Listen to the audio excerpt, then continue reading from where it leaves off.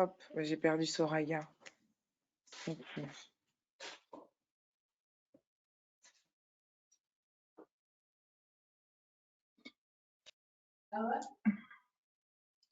Soraya?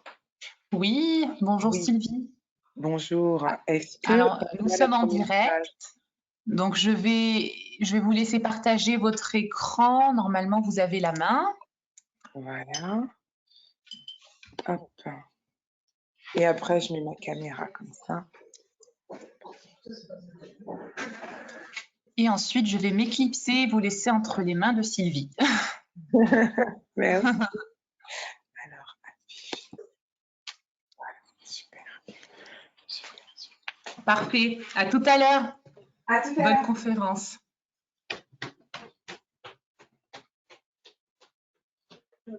On peut parler Zoom.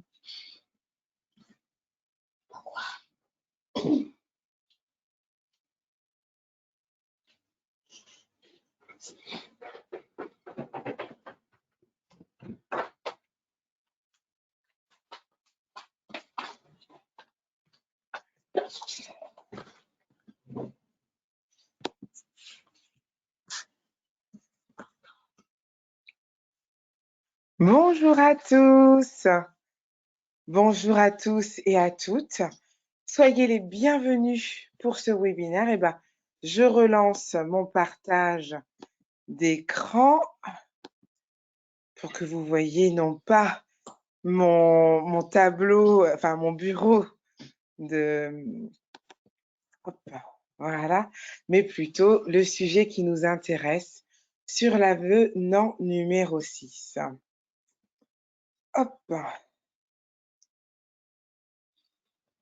Eh bien, oui, pendant ce webinaire d'1 heure, nous allons voir ce qui a changé depuis 2019, donc 2020, et ce qui va encore changer en 2021, et puis aussi le pourquoi de tous ces avenants qui se modifient et qui arrivent dans notre vie de professionnels de la santé en tant qu'infirmiers libéraux. Je me présente à vous. Je m'appelle Sylvie, je suis infirmière libérale depuis 2007. Et puis, suite à une formation en management des établissements sociaux et médico-sociaux, j'ai été baignée un petit peu dans la notion de politique de santé publique. C'est ce petit bain dans la notion de santé publique qui a fait naître en moi ce désir d'être dans la formation. En fait, une fois que nous sommes infirmiers, nous nous occupons de nos patients, de la gestion de nos ordonnances. Et du coup, nous avons un décalage entre ce qu'on voudrait faire, la réalité du terrain, et on a le nez dans le guidon.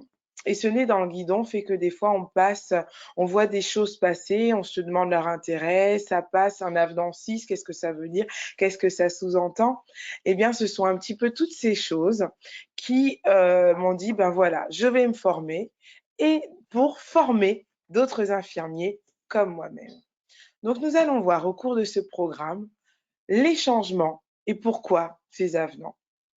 En fait, il faut savoir que la population vieillit. Ce vieillissement de la population, c'est les maladies comme le cancer, le Covid aussi, sont venus effectivement gonfler en fait le budget et la notion et la nécessité de soins. C'est-à-dire que quand la sécurité sociale a été créée en 1945, on a juste pensé maladie, accident du travail, maternité et à la rigueur handicap. Sauf que là maintenant, la dépendance existe. Mais la dépendance, ce n'est pas un handicap. La dépendance existe, mais il y a des personnes qui sont dépendants et malades. Donc, il y a de la dépendance qui se mélange avec de la maladie, comme du handicap qui se mélange. Mais comme il faut financer tout ceci, eh bien, résultat des courses, eh bien, la maladie dit, moi, je ne veux pas financer la dépendance. Et la dépendance dit, mais moi, je ne veux pas financer la maladie. Donc, tous ces avenants, c'est aussi pour dire que, bah oui, mais attendez, vous nous dites ça, mais nous, qu'est-ce qu'on fait concrètement sur le terrain? Il y a un décalage entre notre NGAP et ce que nous vivons sur le terrain et la réalité des choses. Ensuite, le deuxième point, c'est que on est à un ère où, depuis la T2A, cette tarification à l'acte, Même les hôpitaux se sont lancés dans cette notion de, eh bien, on fait ça, c'est rentable, donc du coup, tel type de chirurgie qui va coûter tant va rentabiliser tel autre qui coûte plus cher, etc. Et du coup, on veut diminuer les durées d'hospitalisation. Mais on ne peut pas renvoyer un patient qui vient de se faire opérer sans qu'il y ait une certaine surveillance. Donc, là encore, le rôle des infirmiers libéraux est remis au centre. Ensuite, pourquoi effectivement les avenants? Parce qu'il y a une baisse du nombre de médecins, une baisse du nombre de professionnels de santé. De ce fait-là, les médecins ne peuvent plus avoir des journées à rallonge. Donc, il faut trouver le moyen de pouvoir échanger autour des patients, coordonner autour d'eux. Donc, c'est pour ça que le travail de groupe est renforcé. Ensuite, on le verra, ce volet sur les kilomètres. Aujourd'hui, où on est à l'ère de l'optimisation, la facturation des kilomètres est toujours en étoile. C'est-à-dire que vous allez d'un patient au village A au patient au village B, eh ben vous faites tout le village B, vous ne faites pas l'aller-retour. Mais en même temps, c'est aussi pour compenser certaines zones qui sont rurales ou ben pour compenser votre temps passé sur la route. Donc vraiment, ces avenants, ils sont là véritablement pour combler le décalage entre ce qui se passe sur le terrain et la réalité de nos facturations. Donc, un webinar, pour autant vous le dire, je ne vous vois pas. Vous, vous me voyez, je ne vous vois pas. Et donc, du coup, comment poser des questions? Eh bien, pour pouvoir poser des questions, vous avez donc, vous trouverez un petit onglet sur l'interface de la webconférence. Et sur ce petit onglet, vous avez une flèche rouge en haut à gauche de cette interface. Vous allez cliquer dessus et ça va vous dérouler beaucoup d'onglets. Et dans ces onglets, vous en aurez un avec écrit « Questions ». Là, vous ouvrez cet onglet et il y a une barre de frappe et vous tapez votre question à cet endroit et vous écrivez la question et vous cliquez sur « Envoyer » et ça envoie la question directement. Et donc, à la fin de notre échange virtuel, je pourrai avoir les questions que vous avez posées et y répondre. Donc, véritablement, ce webinaire, merci, je vous présente, je vous déroule le programme. Si vous avez des questions au niveau des points qui sont abordés, eh bien, n'hésitez pas à aller sur cet onglet questions, donc une petite flèche rouge en haut à gauche de cette interface. Et la voix que vous avez entendue en début de conférence, c'est Soraya qui est derrière son écran et qui me rapportera les différentes questions, qui en fera la synthèse pour que je puisse bien évidemment vous répondre. Eh bien, maintenant, allons dans le vif du sujet. Pourquoi ces changements? Je vous l'ai un petit peu dit. Il y a un décalage entre la réalité du terrain et la nomenclature. C'est pourquoi l'avenant a pensé justement aux enfants. Quand vous devez enlever des fils à un petit enfant de 3 ans, alors qu'on lui a mis les fils sous Calinox dans un hôpital, eh bien, j'aime autant vous dire que on commence à faire un pansement à doudou. Est-ce que tu veux bien me laisser? Eh ben oui, ça nous prend du temps. Donc, il y a eu la création de cette majoration MIE, qui est cette majoration infirmière enfant d'une valeur de 3,15 €. Cette majoration peut s'appliquer pour tous les enfants jusqu'à la veille de leur 7e anniversaire. Donc, jusqu'à la veille de leur 7e anniversaire, vous pouvez ajouter cette MIE.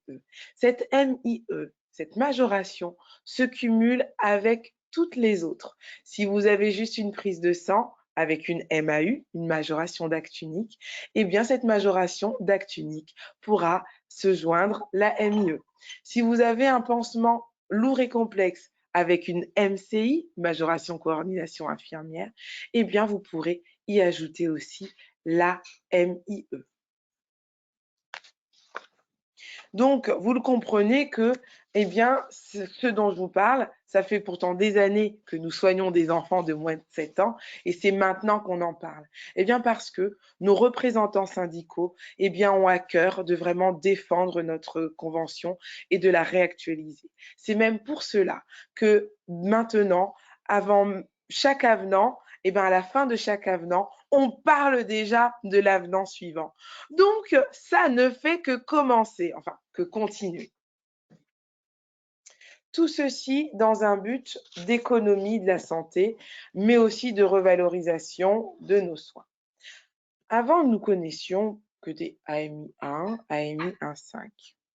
Depuis 2019 et 2020, sont arrivés des AMI 1,1, AMI 1,2. Tout ceci pour nous revaloriser, c'est pas beaucoup, mais on est plus de 100 000. Donc 0,1 AMI multiplié par 100 000, ça fait 100 000 AMI. Donc c'est petit, mais c'est quand même au regard du budget de la santé, c'est quand même beaucoup. Donc, c'est aussi pour nous permettre à la sécurité sociale de plus facilement visualiser les actes. Avant, un AMI1, ça pouvait être une sous-cute, ça pouvait être des médicaments que l'on distribuait, ça pouvait être une injection intramusculaire. Maintenant, un AMI 1,2, on sait que c'est lié aux médicaments. Ensuite, ces changements et aussi ces avenants, c'est aussi parce qu'il faut que l'on prenne ce virage de la santé, ce que je dirais 2.0, d'une santé un peu plus moderne. C'est-à-dire que communiquer toujours par le téléphone, le fax, des emails non sécurisés, ben non, il faut un petit peu se recaler parce que l'Europe avance, le RGPD est là, et il faut donc que sur le plan français que l'on puisse avancer. Et donc, il y a véritablement cette volonté qu'a l'État d'inscrire la population française professionnelle, paramédicale et médicale dans un système de santé beaucoup plus performant. Alors oui, la possibilité de facturer la création d'un DMP à 1 euro nous paraît pas beaucoup. C'est vrai, financièrement. Mais au moins, c'est pour rendre ce DMP qui puisse exister. Moi, j'ai ouvert mon propre DMP, mais des patients depuis 80 ans, je ne pense pas qu'ils le peuvent. C'est pourquoi il nous est donné la possibilité, à nous infirmières, de créer ces DMP moyennant 1 euro, même tarif que les pharmaciens. Ensuite, étant donné que nos représentants syndicaux nous représentent, ils ont aussi à cœur de revaloriser notre rôle infirmier. Oui, pour n'importe quelle personne soignante, les infirmiers, nous sommes des experts dans le domaine du soin, les experts dans le domaine du soin, de l'hygiène et du maintien à domicile. C'est pour cela qu'il y a depuis janvier 2020 une valorisation de nos bilans initiaux de plaies. C'est-à-dire que toute plaie que vous coteriez AMI 4 plus MCI, c'est-à-dire une plaie dans la nomenclature qui se cote, qui est inscrite dans l'article 3 du chapitre 1er, qui doit donc avoir une MCI et qui est un bilan et qui est donc une plaie lourde et complexe, nécessite au préalable, pour le premier soin, un bilan initial de plaie. Alors, j'en profite pour vous le dire maintenant. Si vous n'avez jamais fait de formation nomenclature, c'est vraiment le moment d'y songer. Parce que là, je vais vous parler de beaucoup de notions. Si la notion de cumul, si la notion de chapitre de soins spécialisés est pour vous quelque chose de complètement nouveau et que vous découvrez, je vous invite à la fin de ce webinaire à vite vous inscrire pour une formation sur la nomenclature parce que sinon, je vais vous parler un petit peu chinois. Mais bon, pour ceux qui sont habitués, vous me suivrez, mais je ferai en sorte de bien traduire pour que personne ne se perde en route. Donc, je vous parlais du bilan initial de plaie. En fait, c'est quelque chose que nous faisons systématiquement. Vous arrivez, un patient vous a appelé pour « je me suis brûlé, il y a des pansements à faire ». Vous arrivez, vous voyez qu'on vous a prescrit du Gélonette ou du Tulgras. Vous voyez et de la Flamazine. Pour vous, ça ne correspondrait pas, il faudrait réactualiser. Eh bien, en tant qu'infirmier, vous prenez votre ordonnancier et vous refaites une ordonnance tout simplement. Et puis, vous dites à votre collègue, ben voilà, monsieur Untel s'est brûlé de telle manière, il a commenté ses dents, il est diabétique, non insulinodépendant, mais bon, son diabète n'est pas très équilibré. C'est-à-dire que vous prenez le temps de vous poser, de détailler la plaie, de la décrire, d'évaluer la douleur, de la prendre même en photo. eh bien, vous en profitez pour faire une fiche de suivi de votre patient. Alors oui, ce qui peut poser problème, c'est si vous avez l'habitude de ne pas travailler avec un dossier de soins. Eh bien, cette habitude va être amenée à changer. Parce que notre rôle d'expert, il faut le tracer quelque part. Nous sommes experts, mais nous avons besoin de le prouver. Donc, quand vous avez un dossier de soins qui retrace le protocole que vous avez mis en place et l'évolution de la plaie, eh bien, ce bilan initial de plaie permet ensuite de faire un suivi régulier et d'avancer. C'est d'ailleurs, moi, ce qui m'arrive souvent, une situation, c'est que j'arrive chez des patients, il y a l'ordonnance juste pour mes soins, mais il n'y a pas du tout le matériel. Donc, je suis contente parce que je me dis que au moins ce premier pansement où j'ai pris le temps de choisir le protocole, de le rédiger, de l'organiser, de gérer le matériel, eh bien là, c'est valorisé. Alors attention, cet AMI 11 comporte déjà la réalisation du pansement, donc vous ne compterez que un AMI 11 et il comporte aussi la MCI. Ensuite, nous avons une revalorisation de certains pansements, notamment les pansements courants de stomie. Les pansements courants de stomie c'est l'article 2 du chapitre 1 de la nomenclature. Les pansements de stripping veineux, alors c'est ce que j'appelle les pansements confettis. On a plein à faire sur la jambe. Ces pansements qui, avant, se cotaient AMI 2, actuellement se cotent AMI 3. AMI 3, par rapport au nombre de plaies, la deuxième plaie est considérée en AMI 3, mais à demi. Donc, ça fait AMI 3 plus 3 sur 2. Les pansements de stomie, urostomie, tout ce qui est stomie, là, ce sera AMI 3. Les pansements d'ulcères avec bande de compression. Les pansements, donc je vais citer par exemple quand vous devez poser des rosidales, des urgoK2. Donc ces pansements d'ulcères ont été revalorisés en AMI 5,1. Et comme ils sont inscrits dans l'article 3 du chapitre 1, des pansements lourds et complexes, eh bien, ils peuvent être accompagnés de leur MCI. Les pansements d'ulcères avec bande de compression. On parle vraiment de bande de compression. Si vous avez un pansement d'ulcère pour lequel vous enfilez une chaussette de compression ou un bas, ça ne compte pas. En effet, notre nomenclature, comme tout texte de loi, est accompagnée d'un décret d'application. Et le décret d'application de janvier 2020 précise bien qu'il s'agit de bande de compression. Parlons maintenant de l'analgésie topique. L'analgésie topique, eh bien, c'est quelque chose que nous pratiquons fréquemment. Cette analgésie est facturable un AMI 1,1 en plus du pansement.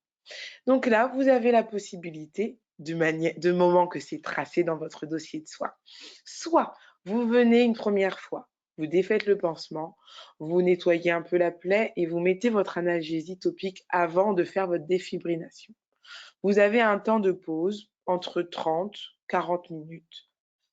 Ce temps de pause, alors soit votre pansement est très long, vous avez le temps de repréparer votre matériel, ou au contraire, vous n'en avez pas le temps et là, vous vous retrouvez à partir.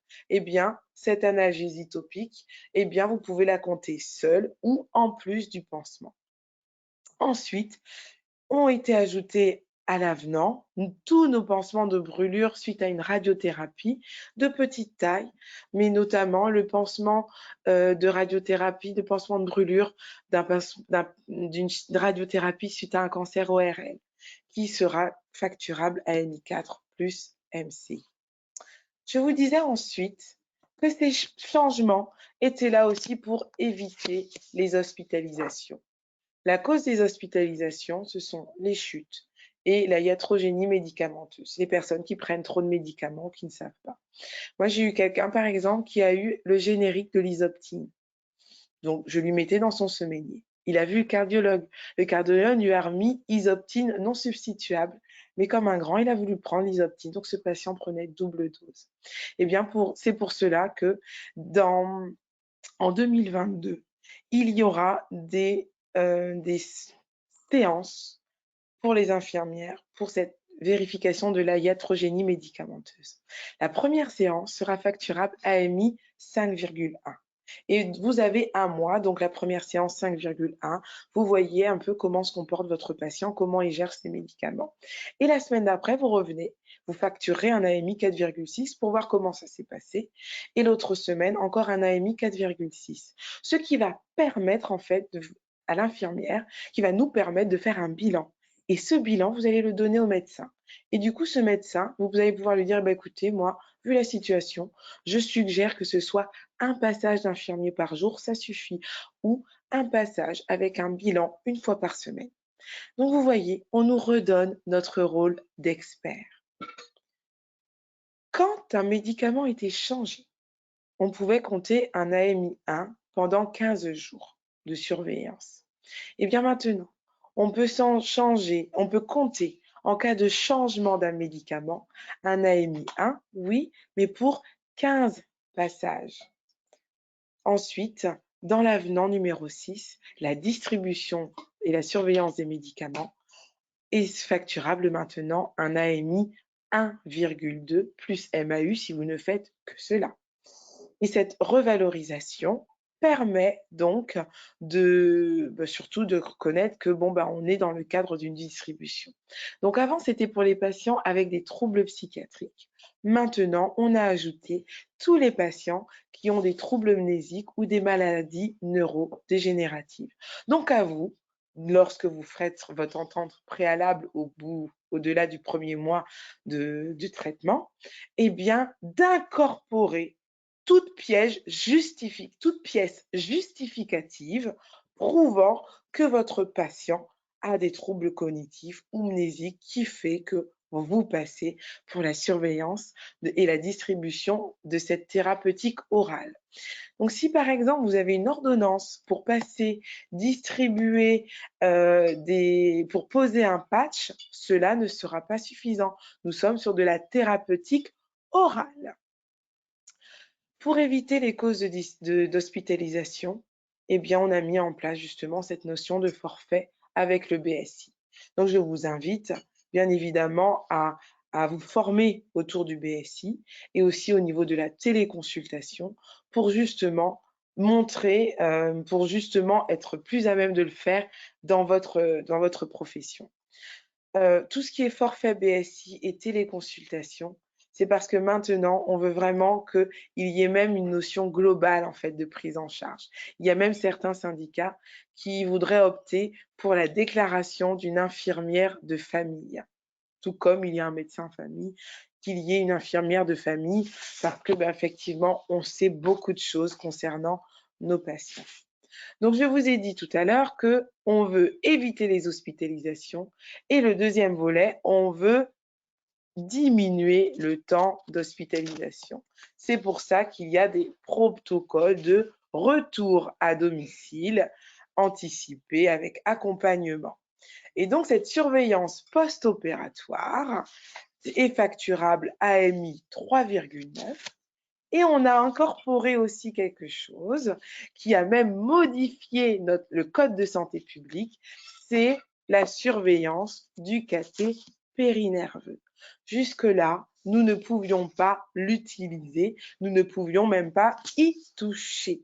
Donc, la surveillance post-opératoire, classique, un retour, on repense à un retour de bloc classique. Surveillance, pouls, tension, température, saignement, douleur et évaluation si le patient comprend bien ce qu'on lui demande par rapport à la prise en charge. Mais oui, il y a des personnes qui ne savent pas que Doliprane et paracétamol, c'est la même molécule. Donc, en retour d'hospitalisation, il y a les restes de l'anesthésie. Donc, la venue de l'infirmière permet de rassurer. Alors, tous les établissements ne pourront pas permettre ce type de suivi. Il faut que l'établissement qui vous fasse la prescription soit un établissement qui puisse reprendre le patient en cas d'urgence. Donc, il faut qu'il y ait un service d'accueil d'urgence. Sans ça, vous ne pouvez pas prendre le patient en charge. Ensuite, pour la surveillance du cathé périnerveux, je ne peux que vous inciter à vous y former.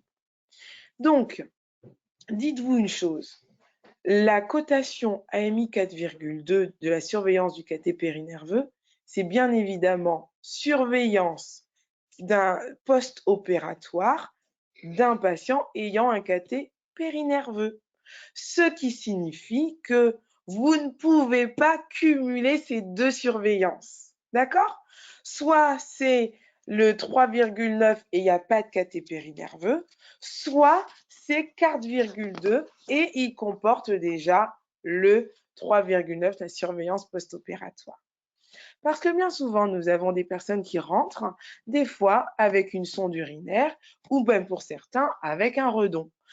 Ah, la fameuse sonde urinaire. On pouvait la changer, on pouvait la mettre, mais on n'avait pas de cotation pour son retrait. Eh bien voilà, oui, l'avenant a récupéré un petit peu ce manquement et donc nous avons le retrait de la sonde urinaire qui sera cotable maintenant un AMI2 et la surveillance de drain et de redon qui sera facturable AMI 2,8. Donc si vous avez une surveillance post-opératoire avec une surveillance de drain, eh bien ces deux actes sont cumulables entre eux et à taux plein, ce qui vous fera une séance donc AMI 3,9 plus AMI 2,8 et le tout à taux plein. Là encore, je vous invite à venir dans une formation sur la nomenclature pour mieux effectivement gérer toutes ces notions de cumul. Je vous disais aussi que le travail de groupe allait être renforcé. Dans la loi de Ma Santé 2022, eh bien, un cabinet infirmier ne pourra plus travailler tout seul comme ça. Il sera important pour nous de nous inscrire sur notre territoire en compagnie d'autres cabinets, mais surtout en compagnie de ce qu'on appelle une équipe de soins primaires. Une équipe de soins primaires, c'est ce que vous faites dans votre quotidien. Un médecin traitant, un médecin et un autre paramédical. Et là, vous avez votre première équipe de soins primaires. Pourquoi? Eh bien parce que sur les territoires, on rencontre certaines problématiques et que, faut dire ce qu'il y a, répéter toujours les mêmes choses, c'est assez frustrant, assez fatigant. Il y a d'ailleurs eu un webinaire autour de l'équipe, du travail de groupe, autour du travail en groupe dans notre, profession. Je vous invite à le regarder, ne serait-ce qu'en replay, c'est très, très intéressant et vous y verrez en fait comment, eh bien, ça nous permet un petit peu, comme je vous disais en début de webinaire, véritablement souffler, prendre du recul sur notre manière de travailler et discuter avec d'autres professionnels, tout simplement pour mieux travailler ensemble. Je m'explique. Quand vous passez votre temps à courir auprès des ordonnances pour qu'elles soient rédigées autrement ou à dire comment on fait, voilà, l'INR, il est encore déséquilibré, est-ce qu'on peut mettre un protocole? Eh bien là, vous en discutez avec les médecins et des choses ont pu émerger. Et la partie intéressante, c'est que en France, eh bien, ça va être mutualisé un petit peu par nos URPS, les unions régionales des professionnels de santé. D'ailleurs, il y a des élections dans pas longtemps, n'hésitez pas. Et donc, si vous voulez, dans Ma Santé 2022, eh bien, ça nous l'impose. C'est-à-dire que jusque-là, ça nous était suggéré, allez dans vos URPS, discutez, inscrivez-vous à des réunions, mais on ne le faisait pas. Eh bien, dans ma loi de Ma Santé 2022, ça va nous être véritablement imposé. Alors, tous ceux qui ont intégré, j'ai envie de dire, une maison de santé pluriprofessionnelle ou qui sont déjà là-dedans, qui sont déjà donc dans une communauté professionnelle territoriale de santé, les CPTS, j'ai envie de dire, vous avez pris de l'avance et bravo à vous parce que vous êtes déjà inscrits dans cette dynamique. Et ce sont des collègues qui vont vous dire que bon, oh alors elles n'ont plus du tout de problème pour la gestion de leur ordonnance.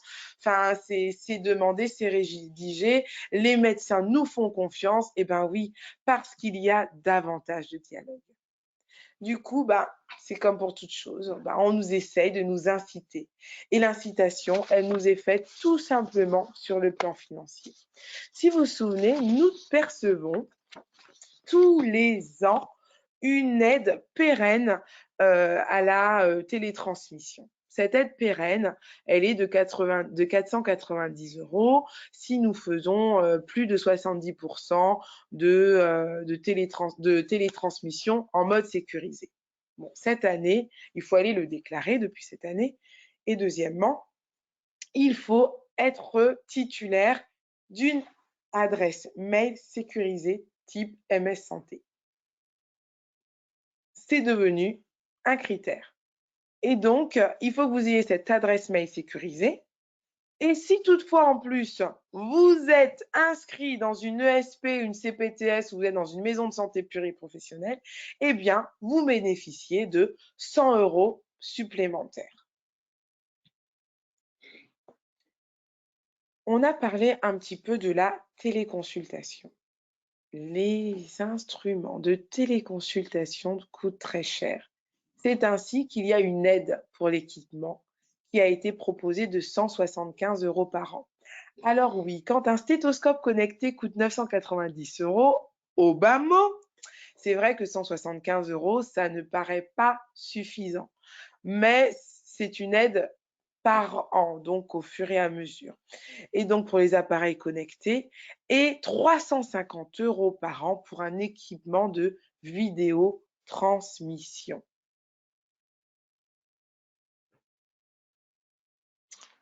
De la vidéotransmission. Alors, donc si vous voulez, on voit bien que du coup, ils ont compris que ben voilà, on veut bien que les infirmières travaillent en groupe, mais on va les inciter avec cette aide pérenne. Et en plus de ça, on va essayer un petit peu de les dédommager par rapport aux investissements qu'elles vont faire en ce qui concerne l'achat de matériel. Bon, c'est un petit début, mais il ne faut pas mépriser les faibles commencements. Je vous ai parlé des ICA, les indemnités kilométriques. En fait, si vous voulez, comme je vous disais, la facturation se faisait en étoiles. Cette facturation en étoiles faisait que parfois des infirmières percevaient beaucoup. Donc du coup, la sécurité sociale, ils se sont dit, on va se pencher un petit peu là-dessus. Comment se fait-il qu'elles perçoivent beaucoup plus de sous par rapport à ça que par rapport à l'acte? Mais en fait, ils ont compris aussi que en montagne, quand on doit prendre la raquette, quand on doit chausser les skis de fond, effectivement, c'est pas volé, cette tarification en étoile. Du coup, ils ont dit, bon, jusqu'à 299 ICA par jour, il n'y a pas d'abattement, on laisse tel quel. Entre 300 et 399 ICA, il y aura un abattement de 50% et au-delà de 400 ICA, on aura un abattement de 100%. Voilà. En même temps, je dois dire qu'il faut faire énormément de kilomètres pour arriver aux 400 ICA. Mais certains de nos collègues le font, ceux qui sont en campagne, et ça peut se comprendre. Eh bien voilà, tout ce que je peux vous dire, c'est que les avenants qui arrivent, si vous ne connaissez pas déjà les bases de la nomenclature, vous risquez d'être perdu. Donc, je ne peux que vous inciter à vous inscrire à une formation en e-learning sur la nomenclature et aussi sur le BSI pour justement pouvoir davantage vous former et du coup mieux appliquer les cotations qui sont en lien avec les nouvelles cotations qui sont en lien avec l'avenant actuel.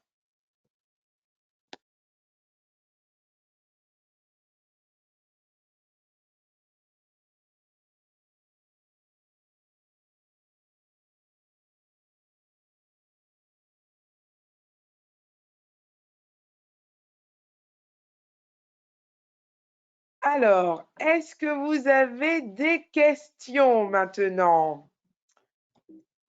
Hop.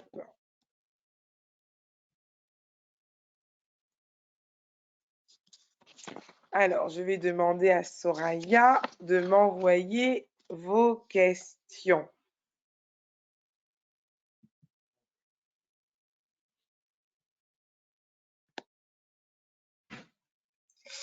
Alors, bonjour à tous. Sylvie, je vous ai tout envoyé par écrit. Donc, Les voilà! elles vont arriver au fur et à mesure.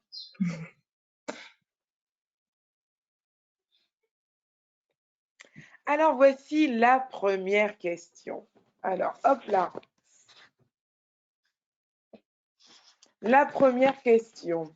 Bonjour, un AMI 3 pour soins de stomie. OK, mais si ordonnance qu'avec changement de poche tous les jours et socle seulement 2 par jour, puis-je compter quand même un AMI 3 tous les 2 jours? Eh bien, il faut savoir que le dispositif que vous appliquez, que ce soit le socle ou la poche, sont des dispositifs étiquetés par l'HAS comme des pansements de stomie. Par conséquent, vous faites votre soin de stomie et pour faire ce soin, vous appliquez un pansement. Donc, en fait, tous les jours, vous pouvez compter un AMI 3. Mais quand vous changez le socle, vous ne pouvez pas compter un AMI 3 plus 3 sur 2, ça fait partie du soin. Donc, il y aura un jour où vous changerez le socle, l'autre jour pas, et du coup, vous pouvez compter donc un AMI 3 tous les jours. Et je le rappelle, ça fait partie des pansements courants, donc non, pas de MCI. La deuxième question est, peut-on cumuler un soin d'hygiène et soin de stomie? J'aime beaucoup cette question. Pourquoi? Parce que, en fait, avec l'avenant numéro 6, je ne suis pas rentrée dans le détail parce que ça va vraiment avec la formation BSI et donc ce qui est de l'ordre de la dépendance. Il y a eu une nouvelle lettre clé. Cette nouvelle lettre clé, et c'est pour ça que je l'attendais dans les questions, ça s'appelle AMX. Cet AMX, c'est la cotation des AMI, donc des actes médicaux infirmiers que vous faites. Donc, vous avez une ordonnance, c'est un médecin qui vous demande de le faire, mais que vous faites quand dépendance et maladie se font au même moment. Donc là, dans la question qui nous est posée, la question c'est, je fais des soins d'hygiène, donc de dépendance, et j'ai aussi un pansement, un soin de stomie que je devrais compter en AMI. Donc, comme on est au même moment dans la séance, ça se croise et ça devient des AMX. Mais la question c'est, est-ce que la NGAP a décidé d'appeler les pansements de stomie AMX? En fait, avec la dépendance, vous ne pouvez compter des AMX que si dans la nomenclature, il y a ce changement d'appellation. Et là, j'ai le regret de vous dire que les soins de stomie AMI 3 ne s'appellent pas AMX. Ainsi, les soins de stomie lors d'une séance de dépendance y sont compris dedans. Donc, en plus d'une séance de dépendance, vous pouvez compter des AMX, mais il faut que l'acte s'appelle AMX. Et actuellement, nous avons tous les pansements lourds et complexes. Nous avons la prise de sang qui est devenue aussi un AMX.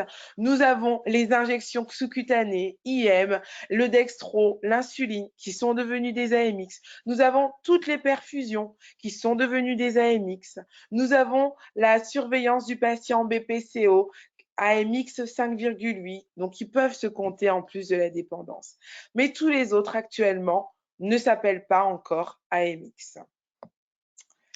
J'espère avoir été claire dans ma réponse. Donc, je reprends ma réponse. Donc, la question, c'est, peut-on cumuler un soin d'hygiène et soin de stomie?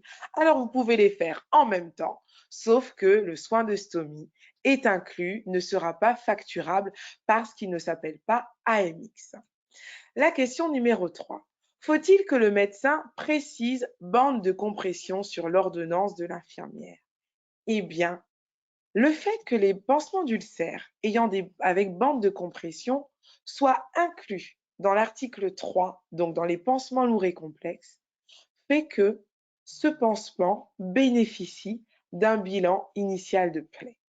De ce fait, dans votre bilan initial de plaie, vous allez décrire ulcère de la malléole, patient ayant une insuffisance rénale. Le protocole est le suivant. Le protocole dit que c'est un ulcère et les bandes de compression. La partie intéressante, c'est que de nous-mêmes, en tant qu'infirmière, nous ne pouvons pas prescrire des bandes de compression. Donc moi, dans mes pièces justificatives, je joins l'ordonnance de la pharmacie avec les bandes de compression. Par contre, je le mets dans mon protocole. Donc moi, si j'ai pansement d'ulcère veineux de membre inférieur droit, eh bien, mon bilan initial, la photo, le protocole, plus dans les pièces justificatives, l'ordonnance des bandes de compression, ben moi, ça me suffit. pour l'ordonnance. Voilà. Après, si j'ai le médecin, ben, je lui demande de me le rajouter, ça ne mange pas de pain, comme ça tout le monde est rassuré. Mais le fait d'avoir mon bilan initial, d'avoir la traçabilité que dans le protocole, il y a mon bilan de ma pose de bande de compression, eh bien, je suis rassurée. Ensuite, donc, la conclusion, donc faut-il que le médecin précise bande de compression sur l'ordonnance? S'il a l'occasion de le mettre, qu'il le mette. Mais je vous dis, ces avenants sont là pour rappeler que nous sommes des experts. Donc, on ne va pas aller mettre des bandes de compression qu'on n'a déjà pas le droit de prescrire. Mais si j'ai le médecin sous la main, je lui fais prescrire, mais sinon, je ne vais pas le déranger pour qu'il me refasse une ordonnance pour ajouter ça. Je le mets en pièce justificative, l'ordonnance de la pharmacie. Ensuite, question numéro 4. Le bilan initial de plaie peut-être facturé combien de fois? Alors, le bilan initial de plaie, tout est dans l'article.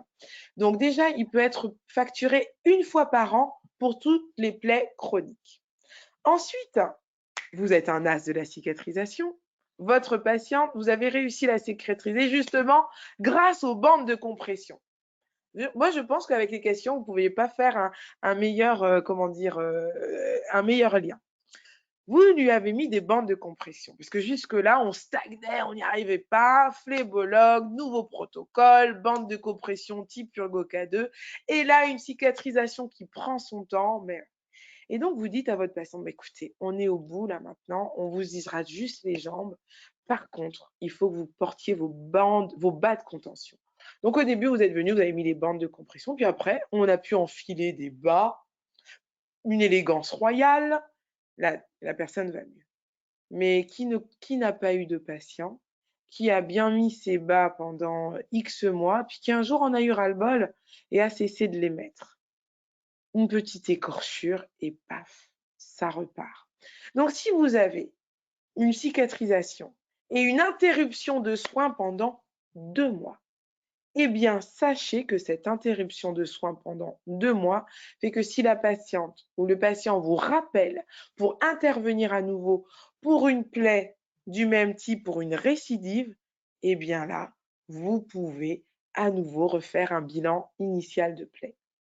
Donc, ma réponse, c'est que 1, une fois par an pour les plaies chroniques, et qu'en cas de cicatrisation et de non-intervention par rapport à cette plaie pendant plus de 2 mois, vous pouvez faire un nouveau bilan initial de plaie.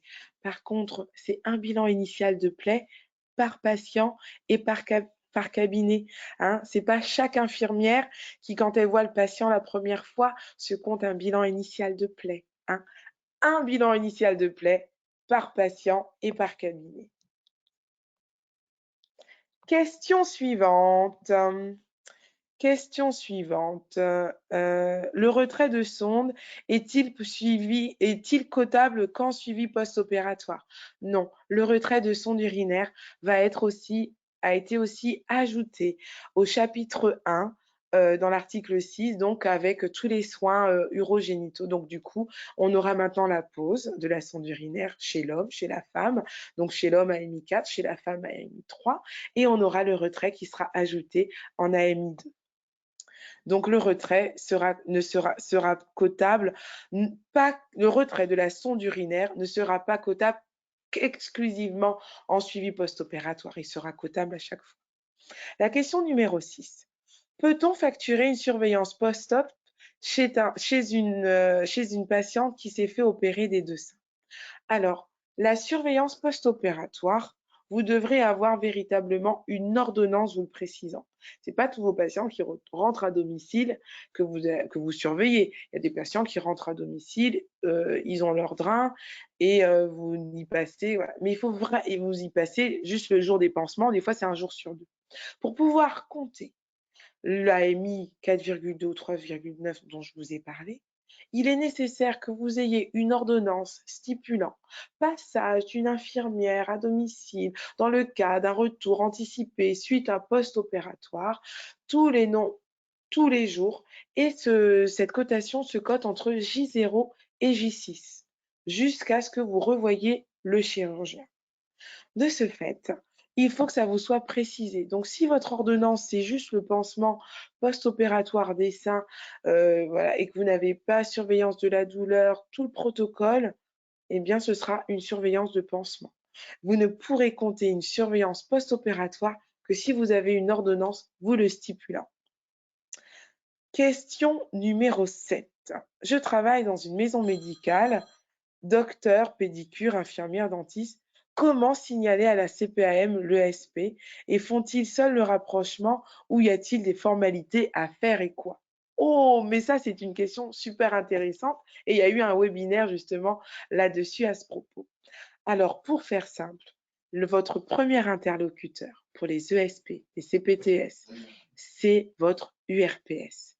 Les URPS sont au courant de tous ces projets-là.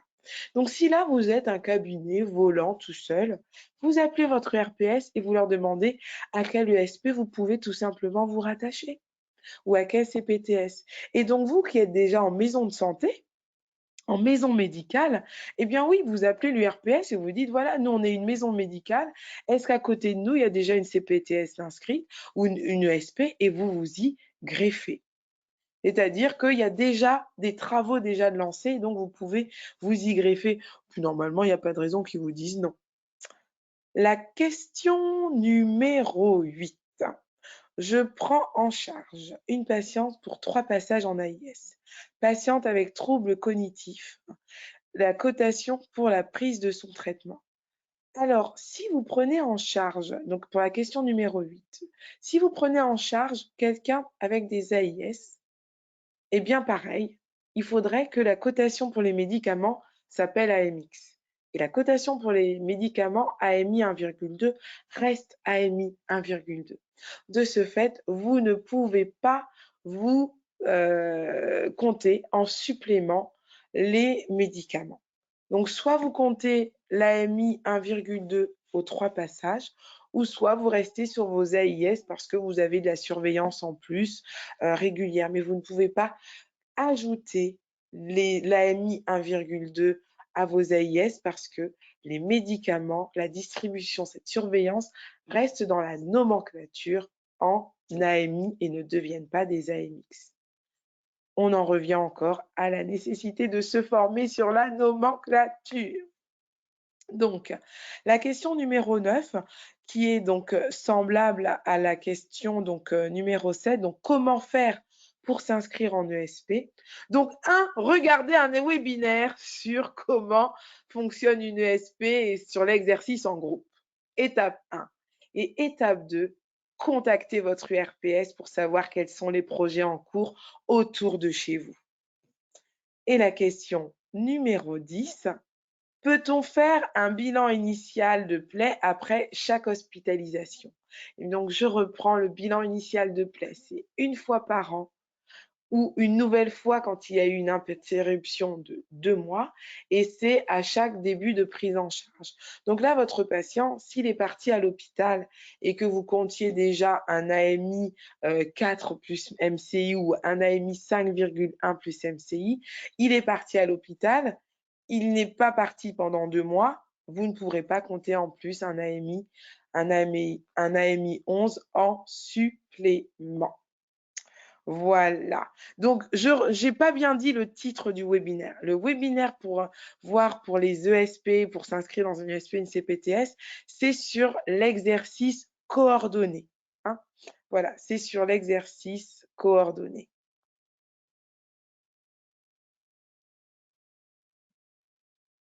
Alors, est-ce qu'il y a d'autres questions, Soraya, qui seraient arrivées? Il nous reste 10 minutes. Eh oui, des questions. Question numéro 11. Bonjour, j'ai une prescription de pose de bande de contention Urgo-K2 à changer tous les 2 jours sans pansement. Que puis-je coter? Aïe, aïe, aïe, aïe, aïe, aïe, aïe. Je vous ai bien dit, il s'agit d'un pansement d'ulcère avec bande de compression. Et malheureusement, nous n'avons rien de cotable pour la pose de bande de compression. Donc, c'est là que je vous invite. Est-ce que les bandes, vous les enlevez, vous lavez les jambes, vous faites tout ça, vous passez du temps. Donc, posez-vous la question. Pourquoi ce patient a-t-il besoin de bandes de compression? Quelle est sa pathologie? Qu'est-ce qu'il risque si je n'interviens pas? Et là, effectivement, vous pouvez peut-être voir si une démarche de soins serait la plus appropriée. Mais si vous n'avez pas de pansement en dessous de vos bandes de compression, vous ne pouvez hélas pas compter un AMI 5,1 plus MCI. Nous n'avons pas de corrélation pour les poses de bandes de compression. Mais qui sait, peut-être que dans un avenant futur, nous aurons une facturation par rapport aux bandes de compression. Mais aujourd'hui, en 2020, j'ai le regret de vous dire que pas encore. Question numéro 12. Il paraît que les infirmières n'ont pas le droit de faire des soins sur les cathéters périnerveux. Visiblement, les IDEF peuvent les coter. Qu'en est-il? Eh bien, ce qu'il faut savoir, c'est que avant que cet avenant ne puisse être validé et que nous ayons le décret d'application, eh bien, il y a eu la nécessité d'un changement dans le code de santé publique. Et donc maintenant, il y a dans le code de santé publique un article disant que les infirmières formées peuvent tout simplement, elles aussi, utiliser, surveiller et faire le nécessaire, les soins au niveau des cathéters périnerveux. Donc oui, c'est tout nouveau. Avant, on ne pouvait pas, mais maintenant, nous le pouvons parce que le code de la santé publique a lui été modifié. C'est pour ça que certains avenants changent beaucoup de choses parce que cela va nécessiter des modifications au niveau non pas que de la NGAP, mais du Code de santé publique. Et donc, vous imaginez tout le trajet d'un texte de loi, Sénat, retour, validation. Donc, ça prend bien évidemment du temps. Donc maintenant, oui, nous pouvons. La question numéro 13. Est-ce qu'on peut coter la surveillance ou le retrait de sondes urinaires, même en dehors du post-opératoire? Donc, la surveillance, la surveillance de la sonde urinaire n'a pas été inclue. C'est vraiment son retrait.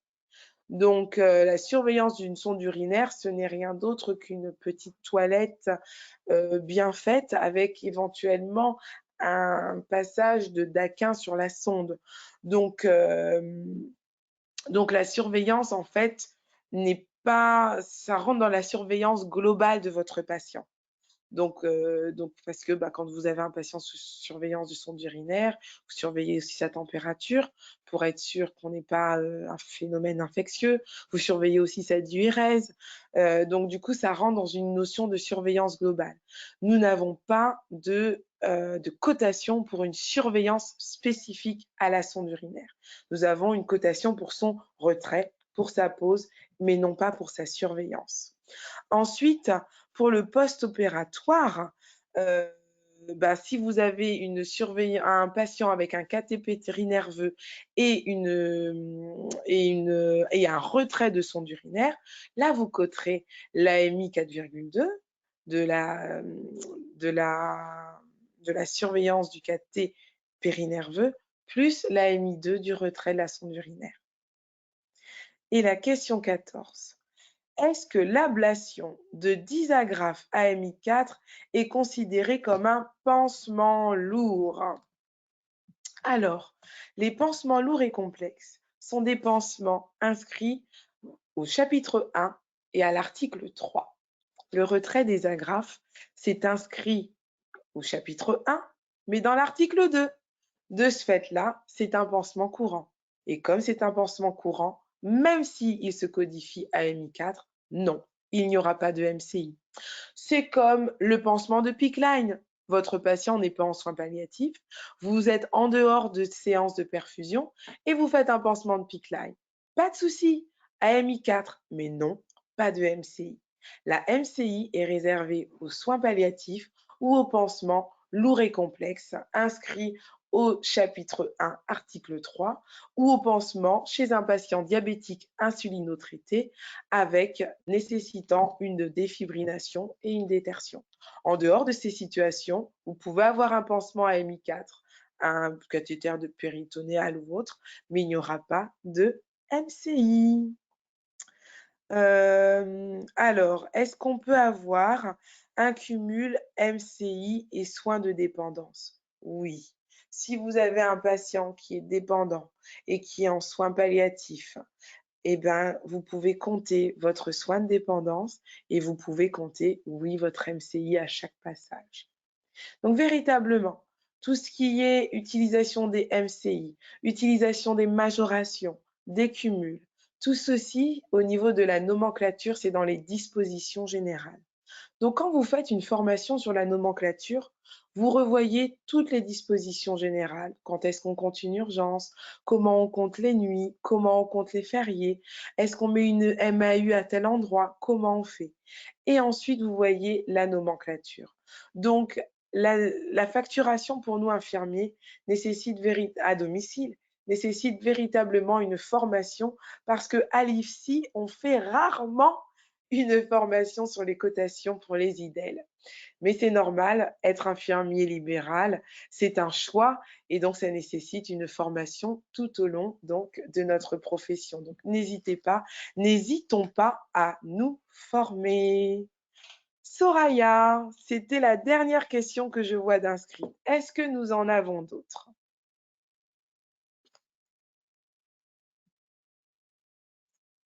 Je regarde.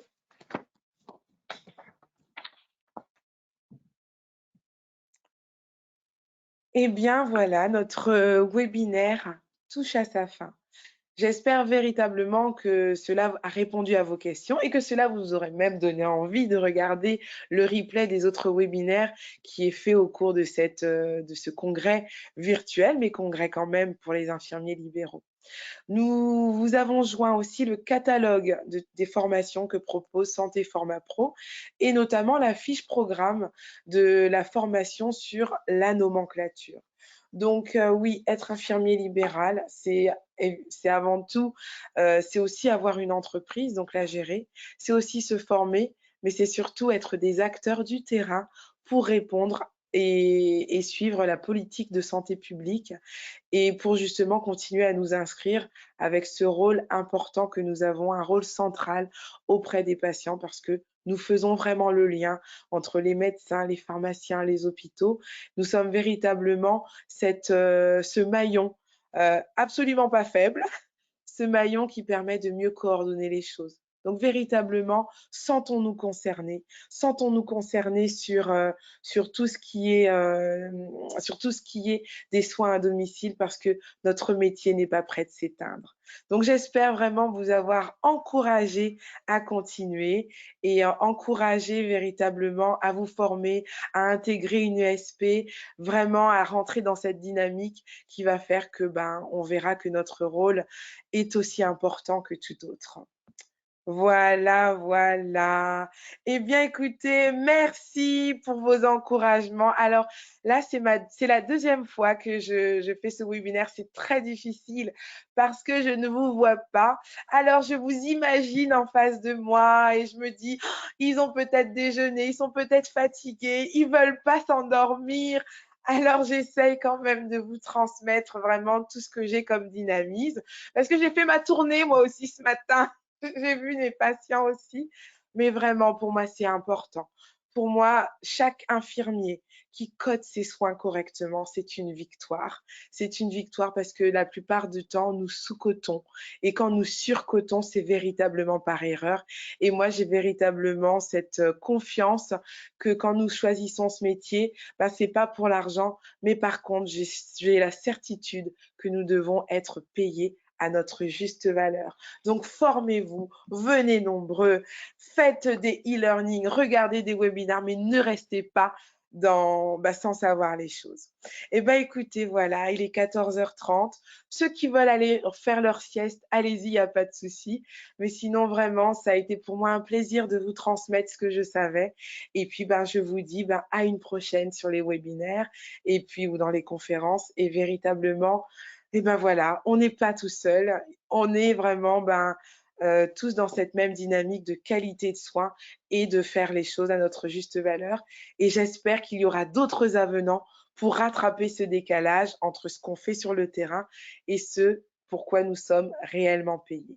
Eh bien, je remercie Soraya de son côté de m'avoir transféré vos questions. Et puis là, elle me transfère aussi vos remerciements, donc vos remerciements chaleureux. Eh bien, merci à vous parce que ben, ces formations, ces idées, ces congrès, eh ben, on les fait un petit peu ben, pour vous parce qu'on sait que c'est pas facile parfois de se libérer sur 2 jours de formation. Mais voilà, sachez que Santé Format Pro vraiment a à cœur hein, d'avoir des formateurs de terrain et de vous vraiment faire des formations ludiques, même en e-learning pour vous. Donc, eh bien, je vous dis à bientôt et je vous souhaite vraiment une bonne continuation dans votre profession. Eh bien, à bientôt à vous et puis donc, passez une bonne après-midi. Au revoir et merci encore.